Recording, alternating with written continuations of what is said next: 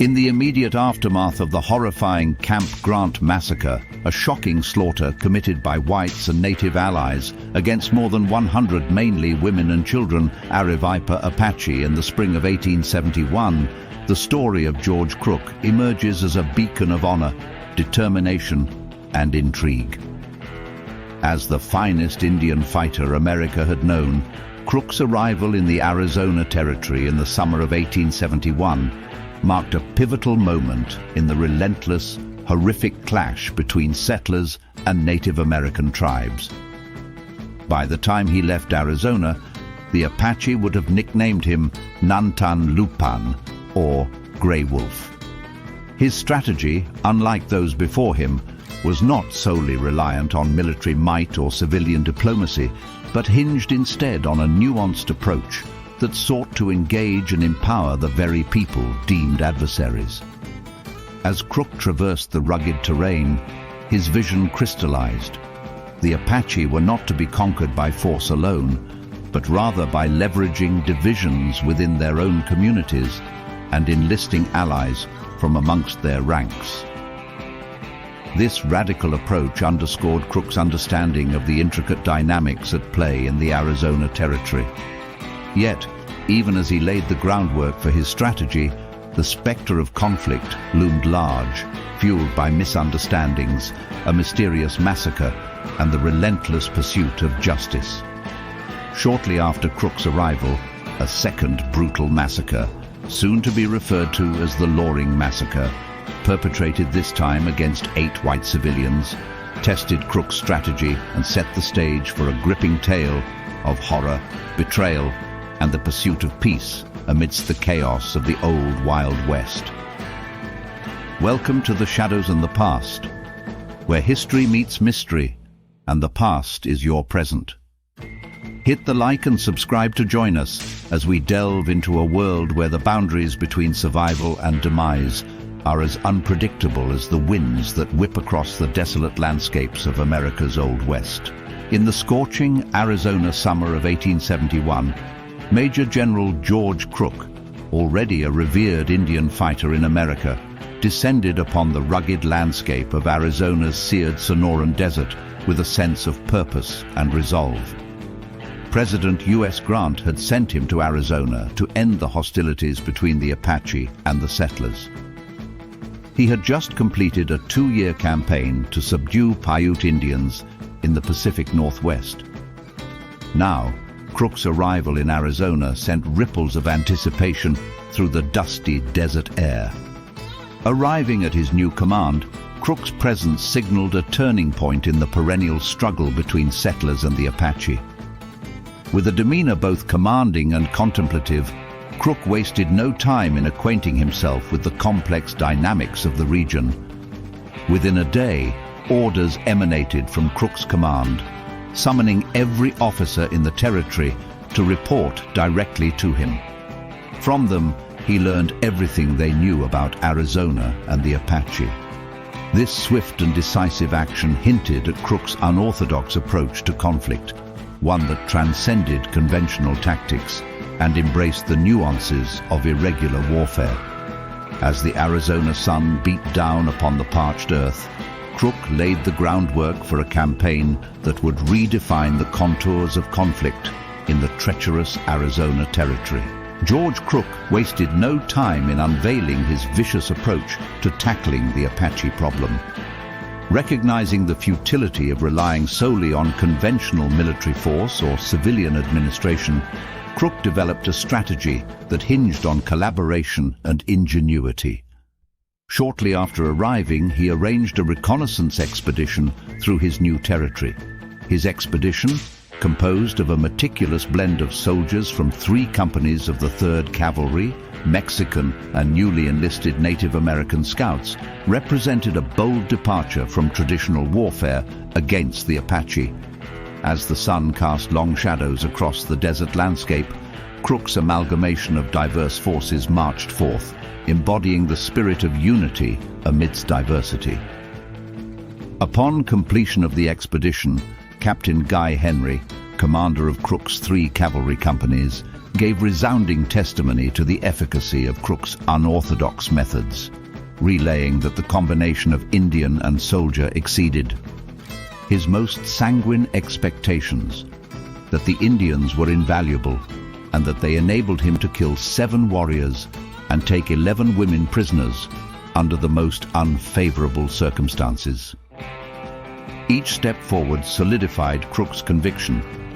Victory over the Apache would not be achieved through diplomacy or brute force alone, but rather through the strategic utilization of indigenous knowledge and expertise to out-Apache the Apache.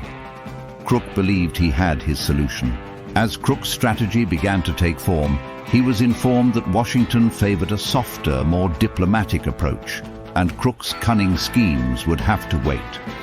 In the meantime, Vincent Collier, director of the Board of Peace Commissioners, traveled throughout Arizona to convince tribes to accept reservation deals. Unfortunately, his efforts for peace were met with skepticism and resentment from the local populace, in part due to his inability to effectively communicate his intentions to the white settlers in Arizona. Misunderstood and mistrusted, Collier's endeavors to broker peace with the indigenous communities inadvertently fueled discontent and suspicion among the settlers. The fallout from the chilling and subsequent Loring Massacre, a tragic event shrouded in mystery, cast a pall over Collier's peace initiatives, undermining his credibility and igniting a storm of controversy. It also, eventually, provided Crook the excuse he needed to take his brutal fight to the enemy. On the fateful morning of November 5, 1871, the tranquility of the Arizona wilderness was shattered by the sadistic Loring Massacre. In the shadow of the mining community of Wickenburg, a stagecoach carrying 8 passengers fell victim to a brutal ambush. As the unsuspecting travelers journeyed through the rugged terrain, they were suddenly set upon by a group of at least 10 or 11 assailants lying in ambush. With gunfire ringing out across the arid landscape, chaos ensued as the attackers unleashed a barrage of bullets upon their victims.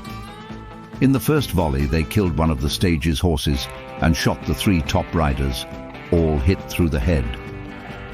Amidst the mayhem, 6 lives were tragically cut short, with another succumbing to wounds soon after. Among the party were 3 members of the esteemed George M. Wheeler surveying party, including the promising young writer Frederick W. Loring, P.M. Hammett, and W.G. Salmon, a businessman named C.S. Adams, a Ms. Molly Shepard, John Lentz, the coach driver, and William Kruger. Shepard and Kruger were the sole severely wounded survivors. Shepard possibly died resultant from her wounds.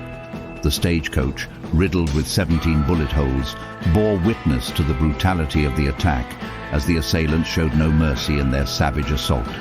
In the aftermath of the massacre, Kruger, armed only with a 6-shooter, and Shepard managed to flee the carnage severely wounded, the assailants apparently out of ammunition, and thus only pursuing a short distance.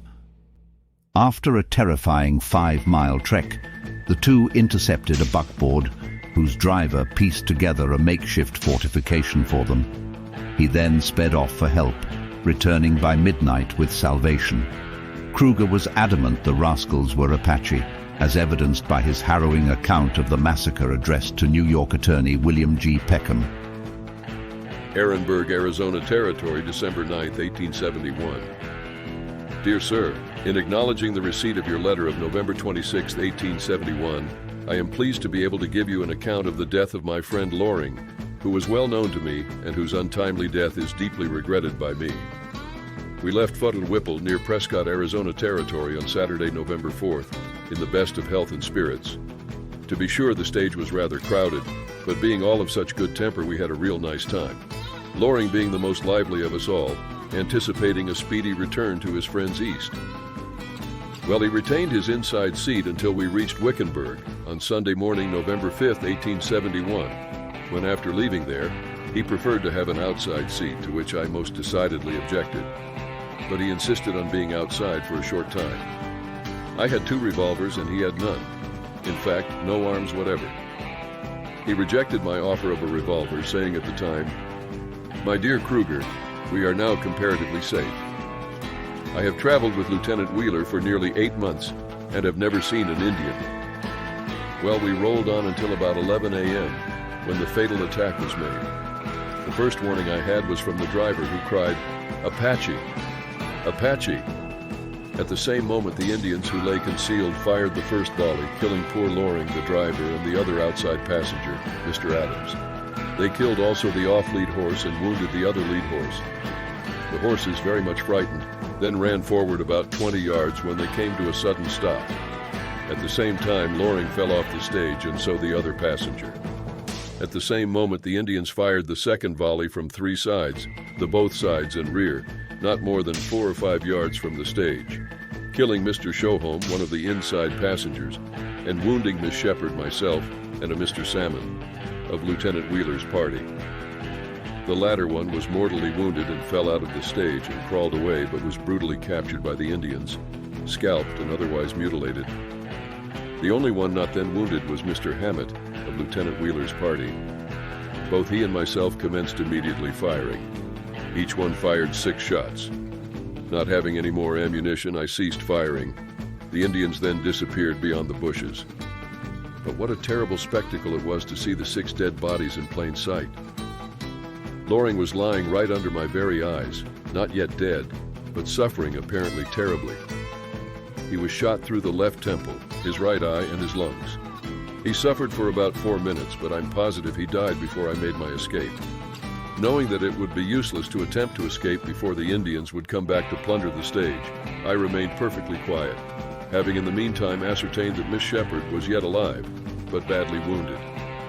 She succeeded in getting a loaded revolver from one of the killed passengers, which she gave to me. I then told her to keep cool and be ready to run as soon as I would give the signal. Well, in about 6 minutes of terrible suspense, I saw the Indians slowly creeping toward the stage. I counted and saw plainly 15 Indians, all dressed in blue soldiers' trousers. When they came within 5 yards of the stage, I jumped up, yelled, and fired at them. The woman at the same time yelled also, and we succeeded admirably in driving them off for the time being and got them to leave the stage. Before I left the stage, I called out as loud as I possibly could if anyone was left alive, but only Mr. Adams answered. He was mortally wounded and could not even move his hands or feet, so I had to leave him to his fate. He was afterward found with his throat cut and otherwise mutilated. The Indians afterward followed me for about 5 miles, and I had a running fight with them until I fell in with the buckboard. I had to carry the wounded woman for over 2 miles in my left arm. I myself received 1 shot through the right armpit, coming out on the shoulder, and 2 shots in my back. The woman had 3 shots, 1 dangerous. How I could escape with my life and be able to save the life of Miss Shepard is more than I can account for. That I left my mark with the Indians, there is no doubt, because 2 Indians died from gunshot wounds at Camp Date Creek Reservation.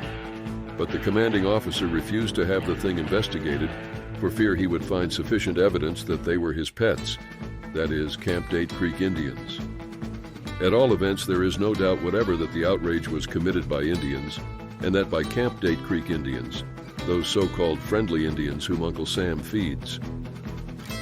After news reached Wickenburg, we were brought there after 16 hours of horrible suffering and agony. I stopped at the place of attack and closed the eyes of all my poor traveling companions. Loring, poor boy, was not mutilated, but looked calm and peaceful, accepting his fearful wounds through the head. He wore soldier's clothing. His hat is in my possessions now.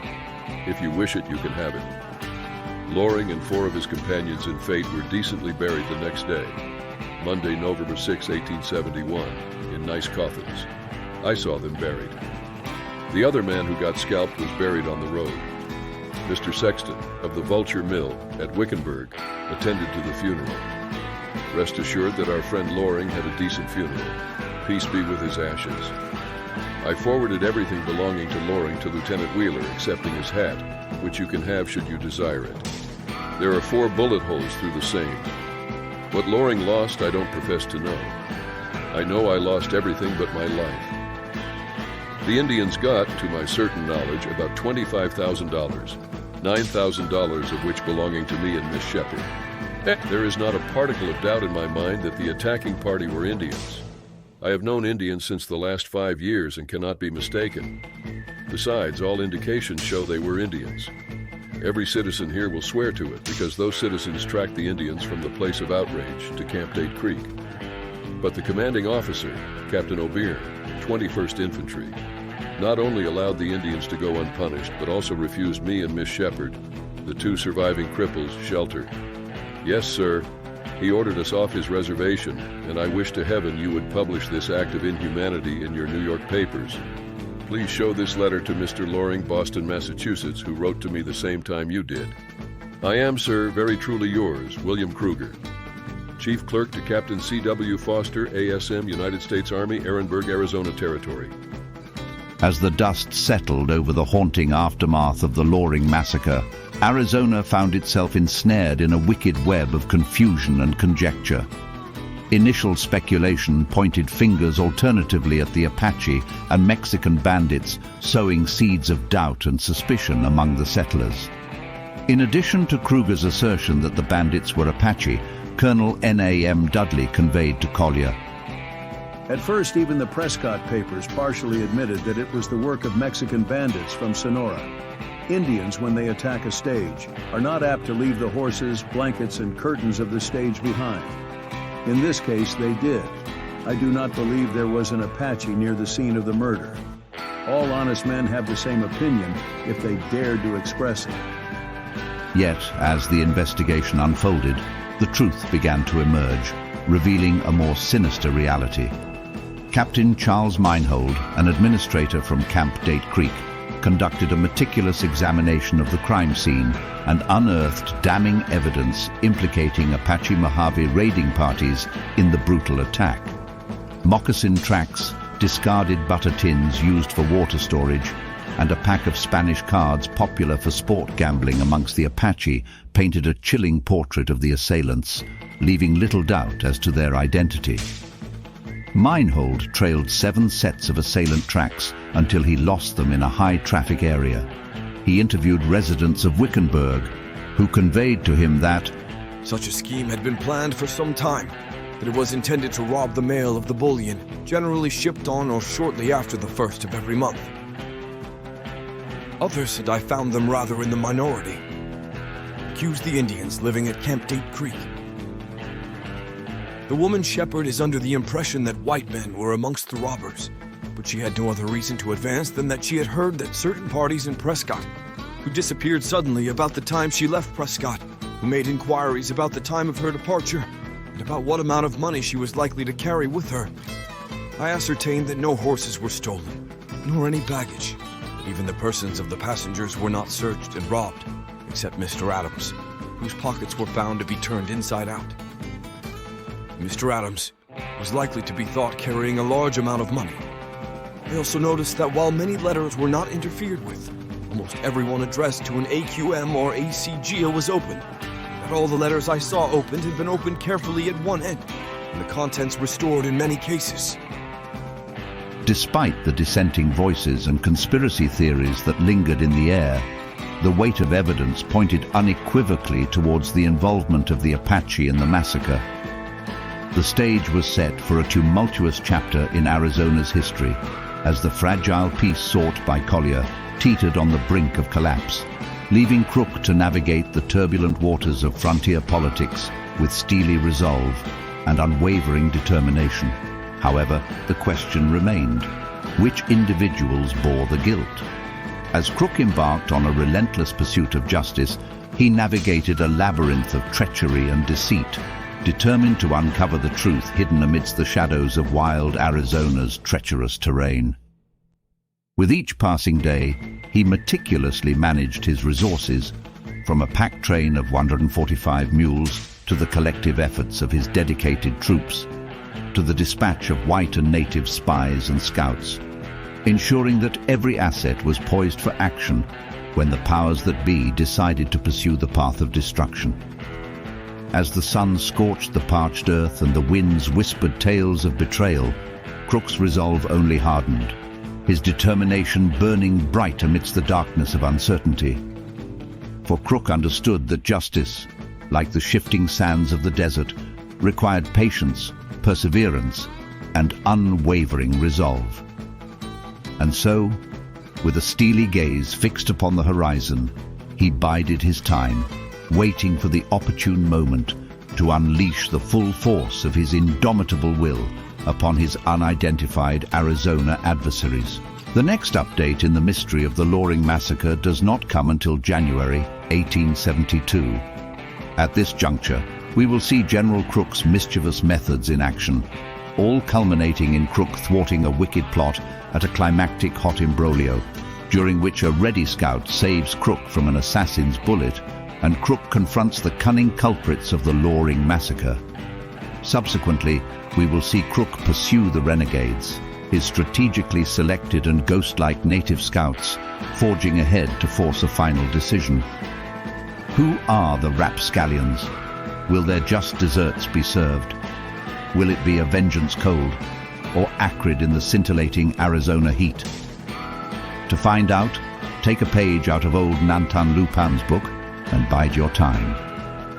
Those tantalizing tales have sauntered off in search of some far-off somewhere and are anticipated to resurface soon. Ah well, such is life in the shadows. If you'd like more secret stories of cunning, endurance and iron resolve, hit the like and subscribe to ride along as we explore the secrets lurking in the shadows and echoing through the corridors of the past. And if you'd like to see a wagon train ambushed from the perspective of a lone Apache scout who penetrated 30 miles behind enemy lines on a solo mission lasting 21 days, click the link and enjoy. Welcome to the Shadows and the Past, where history meets mystery and the past is your present.